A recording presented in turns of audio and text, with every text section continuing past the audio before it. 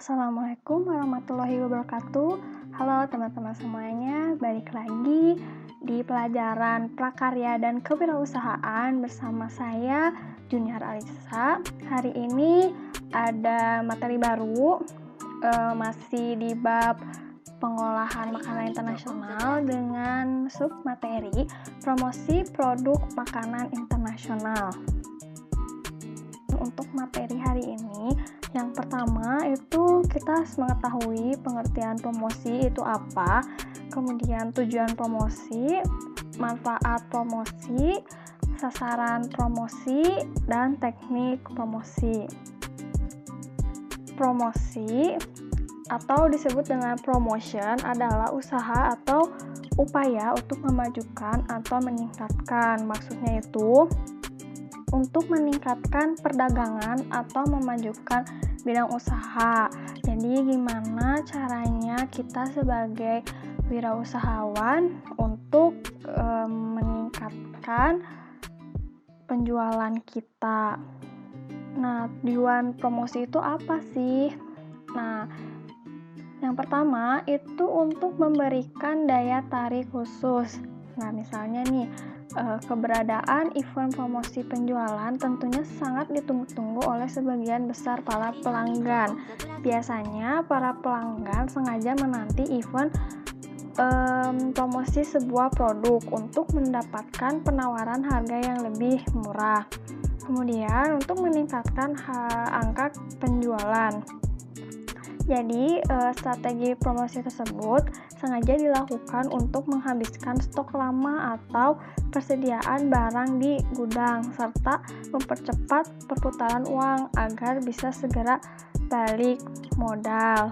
Yang ketiga, itu untuk membangun loyalitas konsumen. Hal ini dilakukan untuk menjaring para konsumen yang awalnya cuma pengen coba-coba aja, jadi pelanggan tetap yang akan menggunakan produk-produk yang dibuat secara berkelanjutan. Nah, ada manfaat promosi itu sendiri, pasti ada manfaatnya gitu ya. Nah, yang pertama itu untuk mengetahui produk yang diinginkan para konsumen. Yang kedua, untuk mengetahui tingkat kebutuhan konsumen akan suatu produk. Yang ketiga, mengetahui cara pengenalan dan penyampaian produk hingga sampai ke konsumen. Yang keempat, mengetahui harga yang sesuai dengan kondisi pasaran. Yang kelima, mengetahui strategi promosi yang tepat kepada para konsumen, apakah diberikan diskon atau misalnya beli satu gratis satu. Terus mengetahui kondisi persaingan pasar dan cara mengatasinya. Kemudian menciptakan image sebuah produk dengan adanya promosi. Nah, kemudian ada sasaran promosi ini ya kemana aja gitu. Jadi, salah satu hal yang harus diperhatikan sebelum melakukan promosi adalah menentukan sasaran promosi dengan tujuan agar promosi yang dilakukan sesuai dengan target pasar. Nah, ada beberapa kiat yang dapat membantu kalian dalam melakukan promosi sehingga tepat sasaran. Nah, yang pertama itu menentukan target pasar. Nah, jadi langkah ini merupakan langkah pertama atau dasar dari segala bentuk promosi. Nah, pelaku usaha juga harus cermat dalam melihat siapa saja konsumen kita, sehingga kita bisa menyesuaikan apa saja yang akan kita sampaikan. Bagaimana penyampaiannya, kapan dan di mana kita bisa mempromosikan bisnis kita. Jadi, kita melihat produknya dulu, pasnya itu dijualnya ke siapa gitu. Misalnya menjual street food Korea, makanan Korea. Nah, targetnya itu ke siapa? Apakah ke orang tua, ataukah orang yang vegetarian, atau orang-orang yang menyukai segala yang berbau Korea gitu, atau misalnya anak remaja, atau siapa, anak kecil atau gimana. Nah, misalnya udah ditemukan tuh targetnya itu ternyata anak remaja sampai orang dewasa gitu, umur berapa sampai berapa. Nah, kemudian gimana cara penyampaiannya, bahasanya kayak gimana, apakah harus so asik, harus formal atau gimana. Terus kapan dan di mana bisa mempromosikan, melalui sosmed atau lewat koran kah, seperti itu. Kemudian menentukan tujuan promosi. Menentukan tujuan promosi dilakukan untuk mengetahui langkah yang akan diambil. Nah, wirausahawan makanan internasional bisa mengambil promosi dengan menawarkan berbagai produk yang paling banyak diminati. Promosi dengan menampilkan diskon tertentu atau bahkan kita bisa memilih promosi dengan mengenakan produk teranyar atau terbaru dari bisnis kita. Nah, kemudian membuat isi pesan yang menarik ini paling penting. Nah, bikin isi pesan yang bisa menarik konsumen gitu. Nah, konsumen akan sangat melihat dengan teliti pesan yang terkandung dalam promosi yang kita lakukan.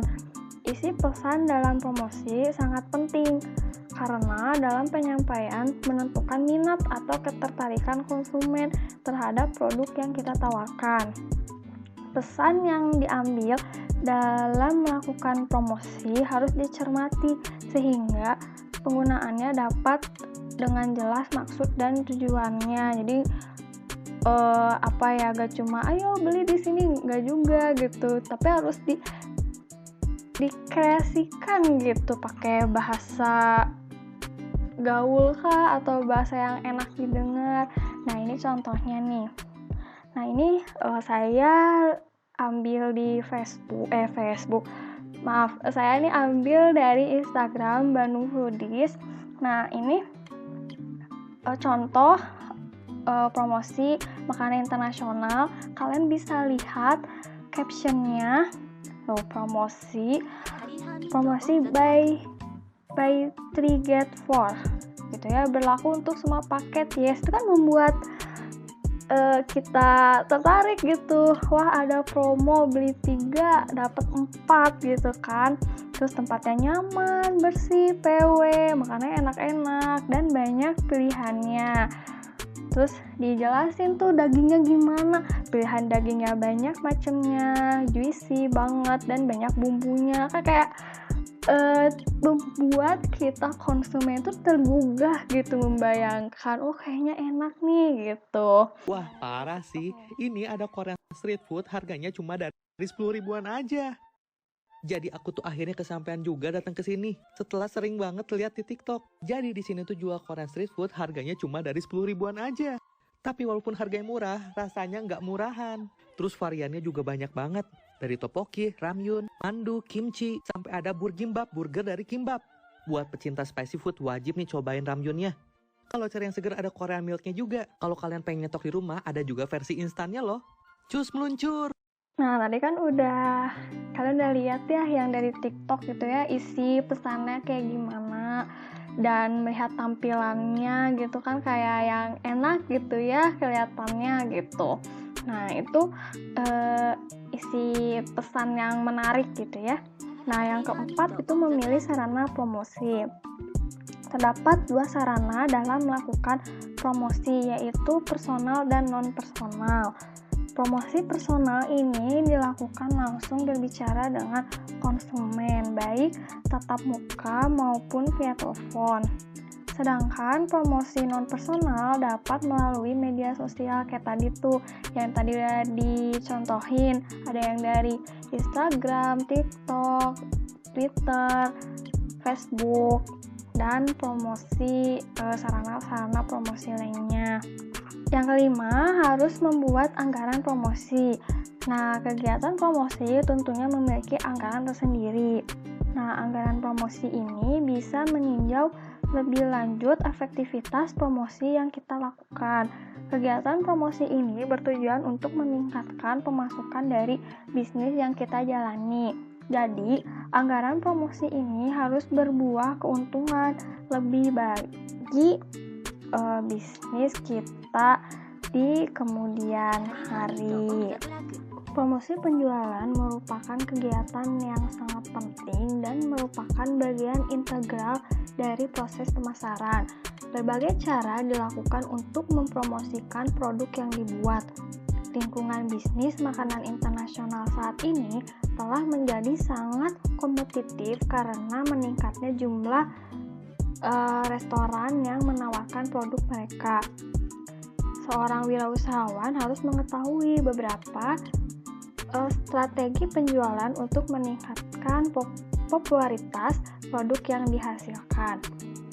Beberapa teknik promosi yang tepat untuk menjual produk adalah yang pertama, memberikan kupon. Teknik ini dilakukan dengan memberikan sertifikat yang memberi hak pada pemegangnya untuk mendapat pengurangan harga seperti yang tercetak untuk pembelian produk tertentu. Misalnya nih, di koran atau di majalah ada sepercik kupon gitu ya, kupon. Terus ketika kita datang ke restoran tersebut, kita akan mendapatkan promosi tersebut. Yang kedua adalah diskon. Teknik ini dilakukan dengan memberikan potongan harga langsung di tempat pembelian. Biasanya potongan harga berkisar dari 10% sampai 25%. Atau contohnya kalau misalnya kita beli makanan lewat GoFood itu akan ada diskon. Berbeda kalau kita makan langsung, itu tidak ada diskon kayak gitu. Kemudian ada promosi spesial. Teknik ini dilakukan dengan memberikan barang dengan biaya yang relatif rendah atau gratis sebagai insentif untuk membeli produk tertentu. Kemudian kontes dan undian. Teknik promosi yang dilakukan dengan memberikan hadiah berupa tawaran kesempatan untuk memenangkan uang tunai perjalanan atau barang-barang karena membeli. Kemudian ada pemberian contoh produk.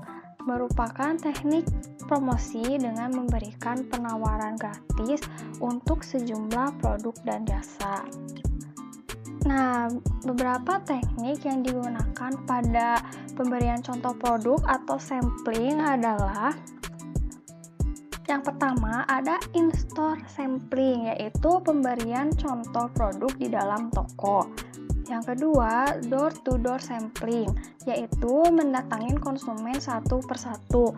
Nah, door-to-door sampling ini merupakan teknik promosi yang cukup mahal karena kita harus mendatangi satu persatu karena belum bensinnya gitu ya, belum tenaga juga gitu. Kemudian mail sampling, yaitu mengirimkan contoh melalui jasa pos. Teknik ini merupakan alternatif dari distribusi door to door. Kemudian ada newspaper sampling, yaitu pengiriman contoh produk melalui surat kabar. Kemudian ada on package sampling, yaitu teknik di mana contoh barang disisipkan pada kemasan produk lain, sangat berguna untuk brand target. Contohnya seperti ini, gambar ini. Kemudian ada mobile sampling, yaitu membawa keluar logo untuk menghiasi mall, area rekreasi, pekan raya, dan pusat pembelanjaan. Misalnya ini ya. Terus contoh lainnya itu ketika kalian ada di area wisata, nanti ada Korean street food, misalnya itu kan berarti dia membawa logo untuk menghiasi area wisata tersebut gitu. Kemudian ada brand, teknik promosi untuk mencapai pasar dengan memasukkan produk pada sebuah acara televisi atau film. Misalnya ya iklan-iklan di televisi gitu kan, atau bisa menggunakan misalnya si artis ini mempromosikan makanan kita. Contohnya seperti ini ya, ada YouTuber, kalian masih tahu siapa dia itu yang suka nge-review makanan-makanan, dia mempromosikan makanan Korea, jadi biar orang-orang tuh tahu produk-produknya dia melalui si YouTuber ini. Kemudian ada rebate, yaitu memberikan pengurangan harga setelah pembelian terjadi. Konsumen mengirim bukti pembelian tertentu kepada produsen, dikenal dalam tawaran barang konsumsi sebagai beli 3 dapat gratis 1. Misalnya ini ya contohnya produk boba, dia promo beli 2 gratis 1. Nah, contohnya seperti ini. Ya, sekian untuk pembelajaran hari ini. Mohon maaf apabila ada kesalahan kata. Terima kasih atas perhatiannya. Assalamualaikum warahmatullahi wabarakatuh.